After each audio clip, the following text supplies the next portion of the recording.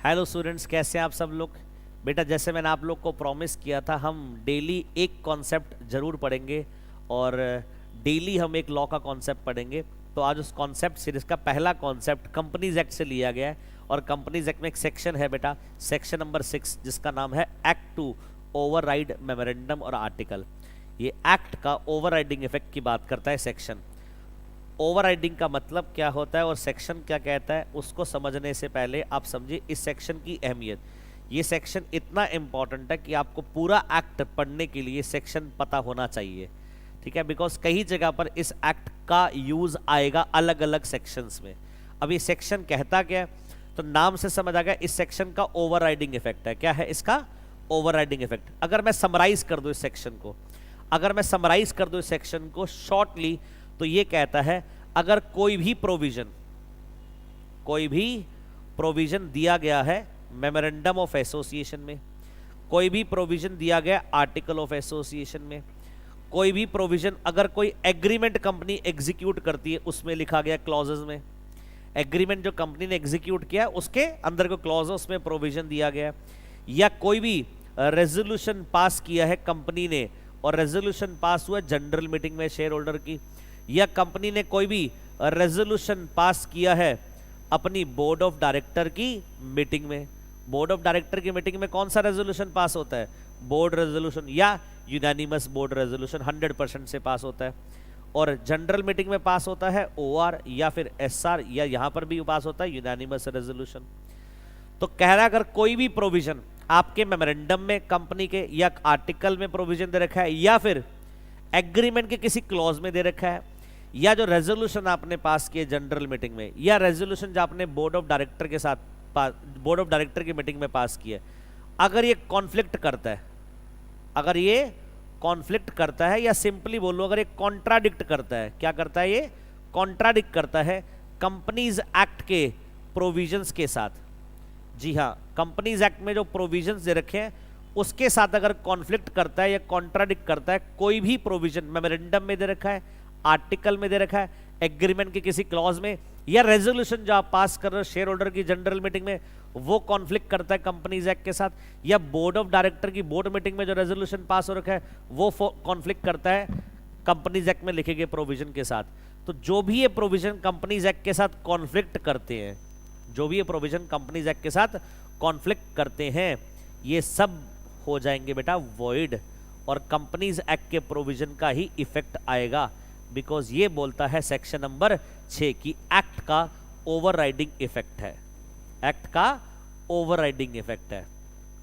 तो आप कोई भी कंपनीज एक्ट का सेक्शन पढ़ रहे हो, जो कंपनीज कोई भी आप मेमोरेंडम का प्रोविजन पढ़ रहे हो, कोई भी आर्टिकल का प्रोविजन पढ़ रहे हो, या कोई एग्रीमेंट में कोई क्लॉज दिया गया है, या कोई रेजोल्यूशन आपने पास कर दिया शेयर होल्डर की जनरल मीटिंग में, या रेजोल्यूशन पास कर दिया बोर्ड ऑफ डायरेक्टर की मीटिंग में, अगर वो कॉन्फ्लिक्ट करता है कंपनीज एक्ट के प्रोविजन के साथ, तो वो प्रोविजन वॉइड हो जाएंगे बेटा, जो प्रोविजन कॉन्फ्लिक्ट करते हैं कंपनीज एक्ट के साथ। एक छोटा सा एग्जांपल लेता हूं बेटा, कोई भी प्रोविजन आप कंपनीज एक्ट के कोई भी सेक्शन को पढ़ते हो, ठीक है, आप कोई भी सेक्शन को पढ़ते हो, ये सेक्शन आपको आना चाहिए, सेक्शन 6 का इफेक्ट क्या होता है ये आपको पता होना चाहिए। एग्जाम्पल के तौर पर कंपनीज एक्ट कहता है, एग्जाम्पल के तौर पर कंपनीज एक्ट कहता है जब भी शेयर होल्डर की मीटिंग करवाई जाएगी, जब भी शेयर होल्डर की मीटिंग करवाई जाएगी और मेंबर जो मीटिंग में नहीं आना चाहते वो अपना प्रॉक्सी भेज सकते हैं, इसका सेक्शन है 105। मैं आपको एग्जाम्पल के साथ कोरिलेट करके समझाता हूं। कंपनीज एक्ट का सेक्शन कहता है 105 आप प्रॉक्सी भेज सकते हो, और आप इसके लिए प्रॉक्सी फॉर्म भेजना पड़ता है, प्रॉक्सी फॉर्म भेजना पड़ता है, और ये 48 आवर्स मीटिंग से बिफोर भेजना पड़ता है। कितने देर पहले भेजना पड़ता है? 48 आवर्स पहले भेजना पड़ता है, 48 आवर्स पहले।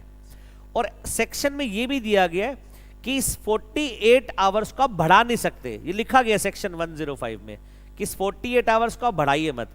अगर मान लो आप आर्टिकल में मेंशन कर देते हो कि मुझे प्रॉक्सी फॉर्म 70 आवर्स पहले भेजो, मतलब शेयर होल्डर जो मीटिंग में नहीं आना चाहता वो प्रॉक्सी फॉर्म 70 घंटे पहले भेजे, तो मुझे बताइए एक्ट में तो साफ साफ मना करा गया था कि इस 48 आवर्स को आपको नहीं बढ़ाना। और अगर आर्टिकल 70 आवर्स कर दे, तो आपको नहीं लगता कि आर्टिकल का प्रोविजन कंपनीज एक्ट के साथ कॉन्फ्लिक्ट करता है, और जो भी प्रोविजन कंपनीज एक्ट के साथ कॉन्फ्लिक्ट करता है वो क्या हो जाता है? वॉइड हो जाता है। यही तो बोलता है सेक्शन नंबर 6। ये मैंने आपको एग्जाम्पल दिया इसका, ऐसे कई सारे एग्जाम्पल है सेक्शन नंबर 6 का जो मैं कोट कर सकता हूं, बट इस वीडियो को शॉर्ट करते हुए, कॉन्सेप्ट को समराइज करते हुए मैंने एक छोटा सा एग्जाम्पल लिया।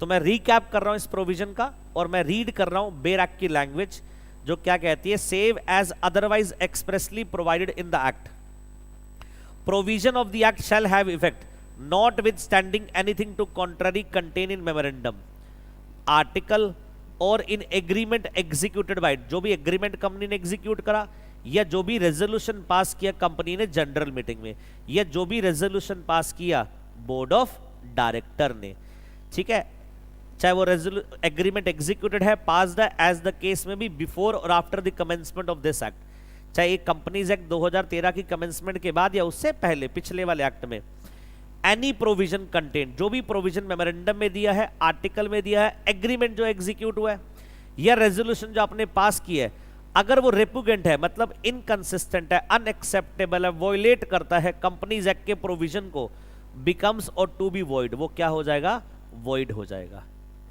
तो यही पढ़ा है इस हमने बेयर एक्ट की लैंग्वेज में भी, कि कोई प्रोविजन मेमोरेंडम का, आर्टिकल का, या कंपनी जो एग्रीमेंट एग्जीक्यूट करती है उसके क्लॉजेस में जो लिखा हुआ है, या जो रेजोल्यूशन कंपनी पास कर रही है जनरल मीटिंग में शेयर होल्डर से, या कंपनी जो रेजोल्यूशन पास करवा रही है बोर्ड मीटिंग में बोर्ड ऑफ डायरेक्टर से, अगर उसमें से किसी भी जगह पर कॉन्ट्राडिक्शन आती है, कॉन्फ्लिक्ट आता है कंपनीज एक्ट के साथ, तो बेटा वो प्रोविजन क्या हो जाएंगे, वॉइड मान लिए जाएंगे। ये कहता है सेक्शन नंबर 6, और उसका एग्जाम्पल हमने डिस्कस किया।